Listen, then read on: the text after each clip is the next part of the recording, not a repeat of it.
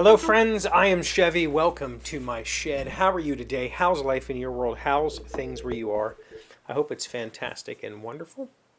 Everything here is great, and I brought the Kindle back down because I told you yesterday I was probably going to have another book review today, and I do. And that is a book called Later by Stephen King. Now, Later it's a book that's published in a series. I put that in quotes because it's at least an imprint called Hard Case Crimes. Amazon lists it as a series from this publisher. From the best I can tell, it's an anthology series. Stephen King has written 3 books for that series. There's a whole bunch of other authors, and they don't necessarily seem to be related to each other at all. They're just kind of stories that are, I don't know what. I don't even really consider the book I just read to be hard case crime or even a crime novel. It doesn't really fit any of that. It's a Stephen King book. And if you've been a fan of the channel for any amount of time, you'll know that I have an interesting relationship with Mr. King. Earlier in my life, I didn't really like his work that much. I found it to be meandering and weird, and it still is. But I've developed appreciation after reading The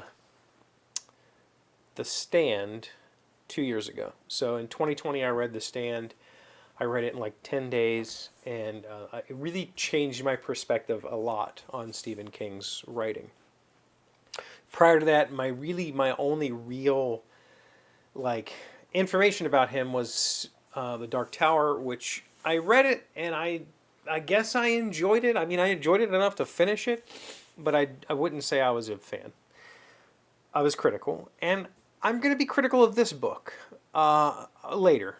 But up front, I'll tell you that I enjoyed it. I really enjoyed it. I read it very quickly. It's only maybe, I think the audiobook's only 7 hours. I probably read it in about 5. It's a pretty easy to read book.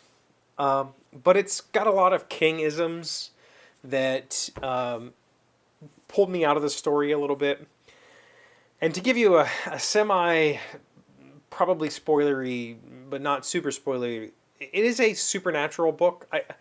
The main character in the book describes it as a horror story. Oh, by the way, it's first person, which I'm not positive I've ever read anything first person from Stephen King before. This might be the first thing. Maybe I'm wrong about that, but I don't remember reading first person Stephen King before. So the narrator, the first person in this book, describes this as a horror story, and I don't at all. Like, to me, it's not horror at all. It's supernatural, yes. There is some mysticism in here that ties in very heavily to other Stephen King works. And it's told in kind of a meandering style. The name Later comes from the main character's admission up front that he's 30 pages in and he's written later dozens of times because the book is written in a very, very conversational tone, meaning like it's almost as if you're just reading a transcript of a recording. And this guy keeps going, we'll come back to that later, we'll come back to that later. And that's kind of the title of the book, right? He starts his story and then keeps teasing you and saying, we'll come back. And that kind of keeps the pages turning because you're like, oh, that's interesting. Well, wait, what? You can't just leave me here. But he does, and he does wrap it up. And I think that's where my main criticism of the book comes in, is it's a standard Stephen King ending. Stephen King tends to write these really interesting characters that go through these really interesting changes in their lives, and then it just feels like often he doesn't really have a good way to end the book, so he just stops writing. And I feel like that is here. There was what I thought to be an ending to the book, and then he added another ending that had zero relevance to the entire story, and it was just kind of like, okay, I don't know why you told us that. I will get into spoilers here in a minute and tell you about that. But it felt really strange to have this like resolution to the main character's sort of the main, I guess, conflict. It's not really a conflict, but the main arc of the book was wrapped up, and then we added another ending that has nothing to do with anything. It's just an ending, right? And it just felt like, all right, well, that was interesting. But I still read through and enjoyed my time, as I would with most Stephen King books that I have read. The one thing that kept pulling me out, I said something kept pulling me out, is this book is written from the eyes of like a 20-something. So the main character, I believe, was born, I think he said he was 10 in 2008. So he was born in 98. He'd be 24 years old, 23 or 22 when he's writing this book. And he's telling this story from his childhood up to his adulthood, or the beginning of his adulthood. Actually, no, to his teen years. So the book covers like 6 or 8 years or something like that of his life. He tells you this story, and he gives you a little bit of insight into who he is at the point he's writing the book, which is his 20s, right? The problem is there's this 20-year-old dude writing this book from the aughts, the 2010s, and he's still using those like Stephen King phrases and catchisms from the 70s. Like Stephen King still thinks everybody talks like he talked in the 70s. The dude says, check it, and all this weird, just completely out of time and space phrases that pulled me out of the book quite a bit. It was just like, no, 20-year-olds don't talk like that. That's not the words that they use. So that was a little bit weird, a little bit awkward, but it is what it is. I mean, if you've read Stephen King, I think you'll know what I'm talking about. It's like every character that he's ever written like talks like they're in the 60s and 70s. They all talk, exactly as Stephen King remembered people talking back then. They don't have modern phrases or anything like that. So that was a little bit weird. He also gives a lot of things nicknames, which is a very Stephen King thing to do. He calls telephones telefungus, and he just has. I think he enjoys just making up nicknames for things, and sometimes they're fun, and I don't mind them. But a lot of times it's just like, okay, we didn't. You like, were you just trying to hit a word count at this point? Why did you put that in there? So it sounds like I'm being hypercritical. I'm not. Like the story was fun. And so we're probably going to talk about spoilers now. So if you want to read the book, I would say go read it, come back.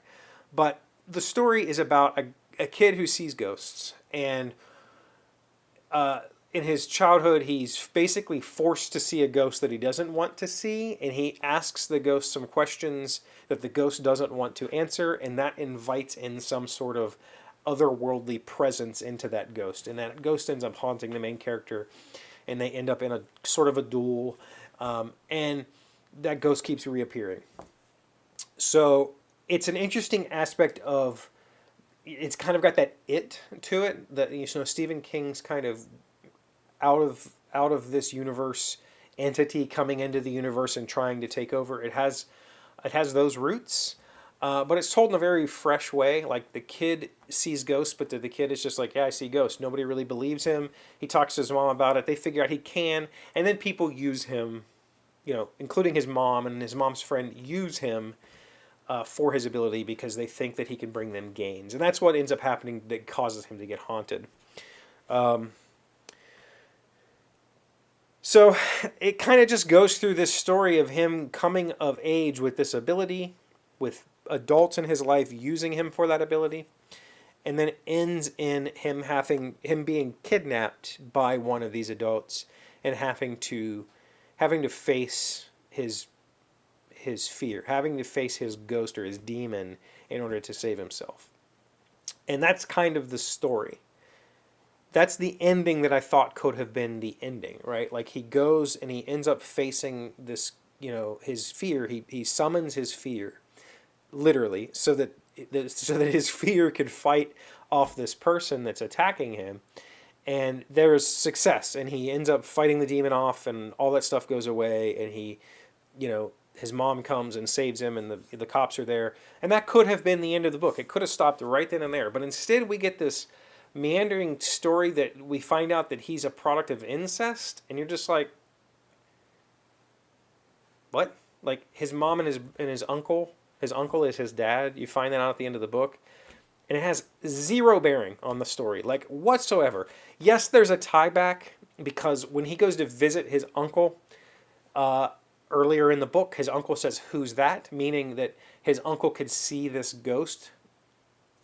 And the kid just assumed it was his Alzheimer's. But we find out in the end that he's inherited this gift from his dad, who's also his uncle. But other than, that means nothing. As the reader, I don't give a crap where he got this ability. That means zero to the story. It actually means zero to the character. He doesn't seem to care either. So why did we have this weird incestuous ending, to his story? I don't know. I really don't know what the meaning of that is. Maybe, it was... we set up that while he accomplished defeating this demon, he now has to face the demon of Alzheimer's. I don't know. That's a possibility. But it was a weird setup. It was a weird ending. I feel like that's pretty normal for Stephen King. And I think it's something that I accept. Like, I don't really fault it, right? King takes me on these rides with these characters. He gets me invested in these characters, and he puts them in tough situations, and he makes me feel for them.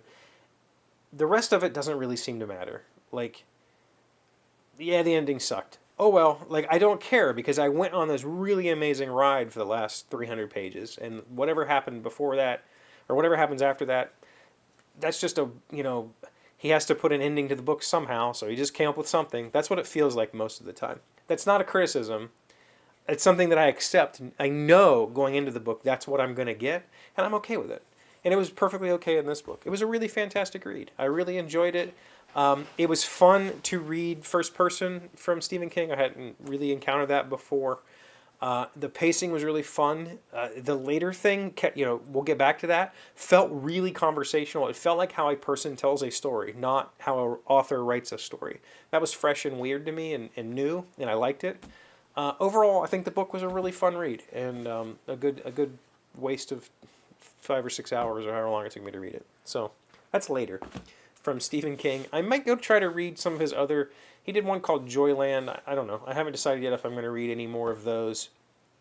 I am trying to read a few more thriller mystery type stories. So if you have any that you want to recommend, put them in the comments so I can find some more new things to read. Thank you for being here as always. Thank you for liking, commenting, subscribing, being amazing friends, wonderful people. I really appreciate you. And I'll see you again tomorrow. Today's word you should know to sound smart is laissez-faire. It is a noun meaning the belief that government should not interfere in economic affairs, but should instead let the economy take its natural course. Our family began to place most of its money in hedge funds when we became convinced the government intended to forego laissez-faire and take a more active part in the nation's financial system. Laissez-faire. Laissezfaire. So many French words. That has to be French, right? And I probably said it wrong because I feel like I've heard that before, and this pronunciation guide is terrible.